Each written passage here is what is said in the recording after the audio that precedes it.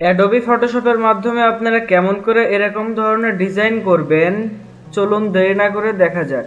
তো প্রথমে আপনারা যেটা করবেন, গুগল থেকে বা গুগলের সাহায্য নিয়ে আপনারা এরকম একটা ইমেজ সিলেক্ট করবেন। তারপরে এটাকে সিলেক্ট করার পরে এখান থেকে আপনি সাবজেক্টে ক্লিক করবেন। ক্লিক করে আপনি জাস্ট সাবজেক্টটুকু আলাদা করে রাখবেন।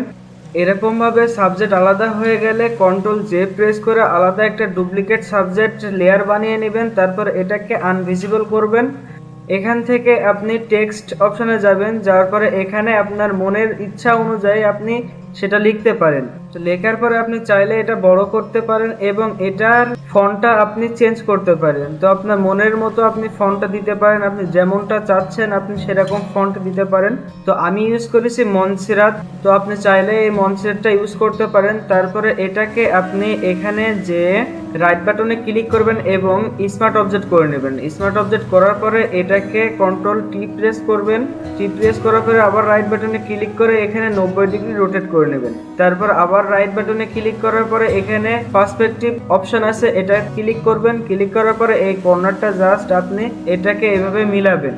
মিলায়ে আপনি এটা ছোট বড় করে সুন্দর করে এভাবে রাখতে পারেন। তো এটা এভাবে রাখার পরে আপনার যে লেয়ারটা তৈরি করেছিলেন সেই সাবজেক্ট লেয়ারটা উপরে রাখতে হবে। রাখার পরে আপনি এটাকে ভিজিবল করে দিবেন, তাহলে দেখবেন যে খুব সুন্দর এরকম একটা ডিজাইন চলে এসেছে। এরকম ডিজাইন হয়ে গেলে আপনি টেক্সটটাকে সিলেক্ট করুন। তারপরে আপনি এখানে যান, তারপর ব্লেন্ডিং অপশনে যান। ব্লেন্ডিং অপশনে যাওয়ার পরে আপনি এই যে এটাকে নিচেরটাকে আপনি 10 বা 8 রাখতে পারেন।